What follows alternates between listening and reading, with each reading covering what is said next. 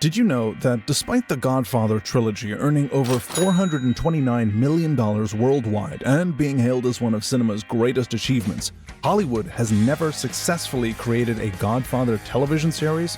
For over 5 decades, studios have circled this goldmine like vultures, with Netflix reportedly offering $200 million for a Corleone family series in 2019, only to be shot down by the Coppola estate. Amazon Prime pitched a young Vito origin story, HBO developed a 1960s set sequel, and even Apple TV Plus threw their hat in the ring with a modern-day Mafia drama. Yet here we are in 2025, and the most influential crime saga in entertainment history remains locked away from the streaming wars that have transformed lesser properties into global phenomena. With shows like The Sopranos and Boardwalk Empire have proven that audiences hunger for sophisticated mafia storytelling, the actual Godfather remains untouchable, not because of respect, but because of a perfect storm of legal battles, creative control disputes, and franchise mismanagement that would make even Don Corleone himself shake his head in disappointment. So what went so catastrophically wrong with adapting the most beloved crime story ever told? Today, we're diving deep into the family business to examine how Hollywood's most obvious goldmine became its most frustrating missed opportunity. Reason number 1. The Coppola estate's iron grip versus studio demands. The biggest obstacle to any Godfather series isn't creative, it's legal. Francis Ford Coppola and the Mario Puzo estate maintain unprecedented control over the property, requiring approval of every creative decision, from casting to storylines. Unlike other franchises where studios can develop projects relatively independently, any Godfather adaptation must pass through a gauntlet of estate approvals that have proven nearly impossible to navigate. Coppola has repeatedly stated that he considers the trilogy complete, famously saying, "I told the story I wanted to tell. This isn't just artistic integrity, it's protective gatekeeping." After witnessing how other beloved franchises have been diluted through endless sequels and reboots, Coppola treats the Godfather legacy like a precious family heirloom that he refuses to let strangers handle. The estate's demands go far beyond typical creative control. They require approval of writers, directors, showrunners, and even marketing strategies. Netflix discovered this the hard way when their $200 million offer came with a 47-page list of restrictions that would have essentially made the streaming giant a financier with no real creative input.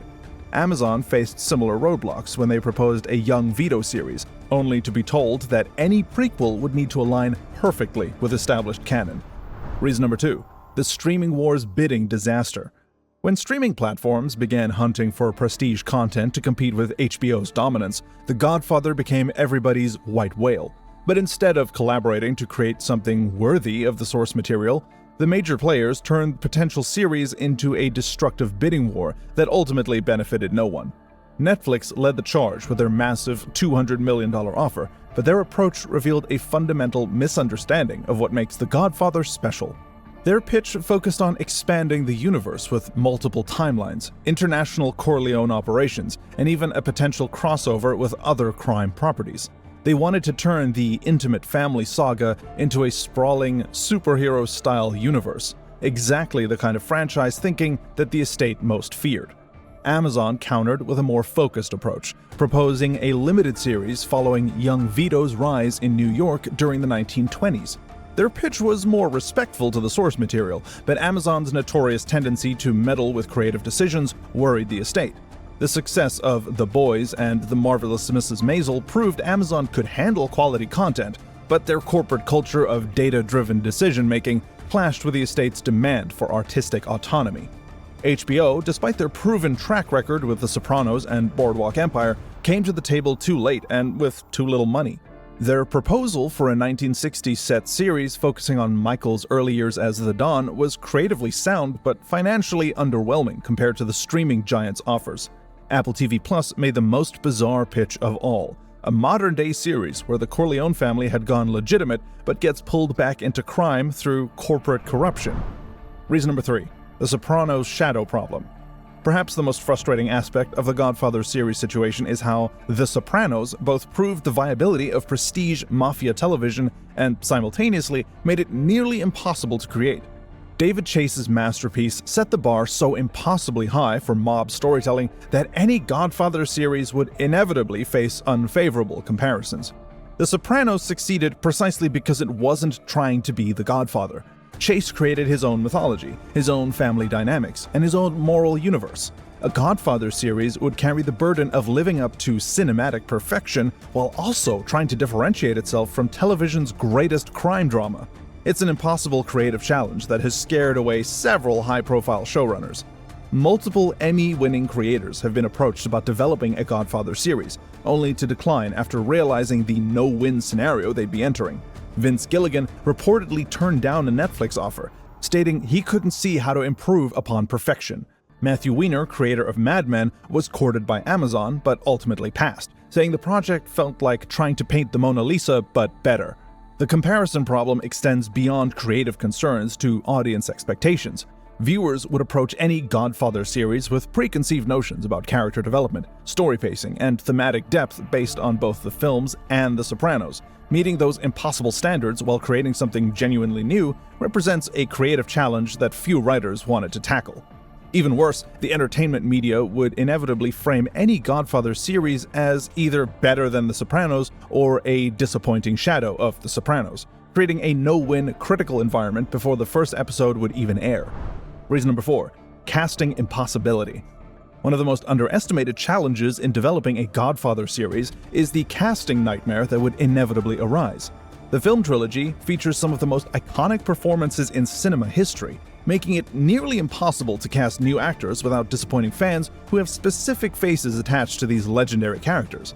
Any series set in the established timeline would require actors to play younger or older versions of Marlon Brando's Vito, Al Pacino's Michael, or James Caan's Sonny.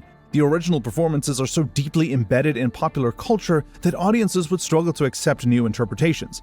It's not just about acting ability, it's about competing with cinematic immortality. HBO learned this lesson during their brief development phase when they conducted secret screen tests for a young Michael Corleone. Multiple accomplished actors auditioned, but test audiences consistently rejected every choice. Not because of poor performances, but because none could match their mental image of Pacino. One casting director noted that they weren't looking for good actors, they were looking for time travelers who could bring back original actors from their youth.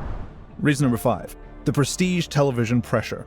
The rise of prestige TV has created unprecedented expectations for any series bearing the Godfather name. Unlike the 1990s, when a decent mob show might have sufficed, today's audiences expect The Sopranos-level writing, Better Call Saul-level character development, and Game of Thrones-level production values. The Godfather name brings with it expectations that few television productions could realistically meet. Networks and streaming platforms understand that a Godfather series couldn't be just another crime show.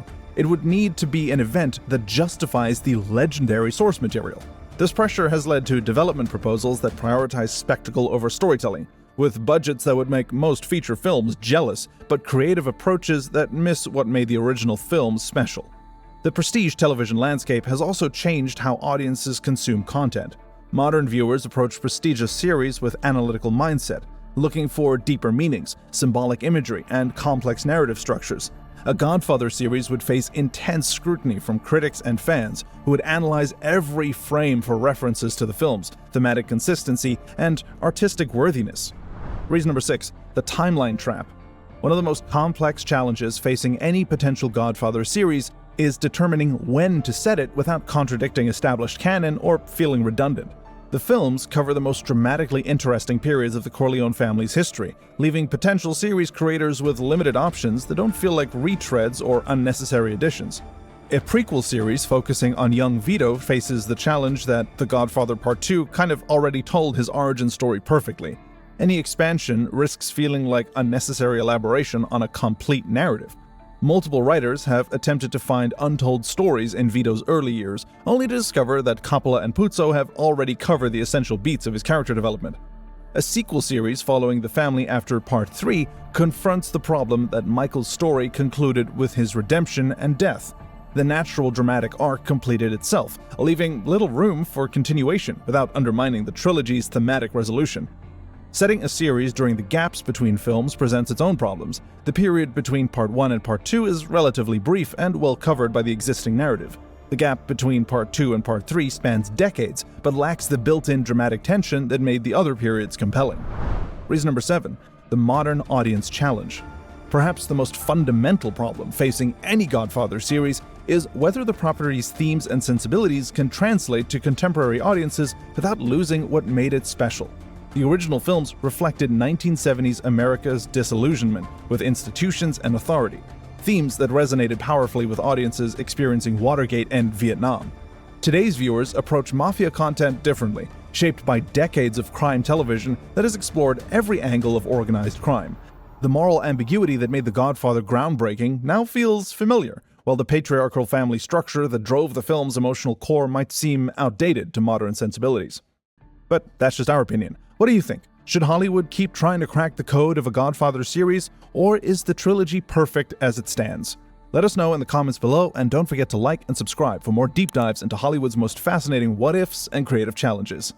This video is made by movie fans, for movie fans.